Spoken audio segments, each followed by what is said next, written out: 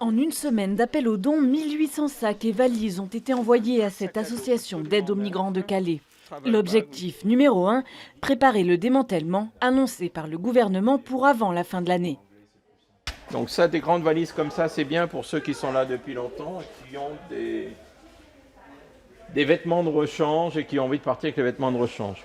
Les associations tentent aussi de convaincre les migrants d'abandonner leur rêve d'Angleterre.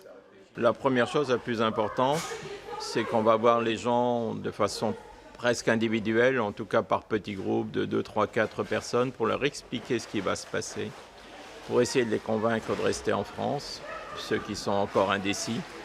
Le gouvernement a promis plus de 10 000 places en centre d'accueil réparties à travers le pays. Bahir est afghan et a déposé une demande d'asile.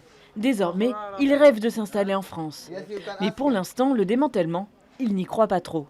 On nous a déjà dit plusieurs fois que la jungle allait être détruite, mais elle ne l'a encore jamais été. On n'a pas envie de voir tout cela détruit. Si la date du démantèlement n'a pas été annoncée, la jungle semble peu à peu se préparer. Certains migrants sont déjà partis, des cabanes sont désertées. De plus en plus de commerces de fortune sont fermés. Baisse de fréquentation aussi dans le centre d'accueil financé par l'État. Par exemple, sur Jules Ferry, de moins en moins de distribution de repas. On est redescendu sous la barre des 3000, me semble-t-il, alors qu'il y a encore 3 semaines, on était à 4500 repas à peu près. En plus des sacs et des valises, l'auberge des migrants reçoit des tentes et des couvertures.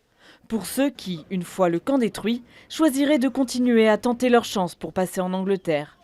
La reformation de mini-camps dans les environs est redoutée par les autorités.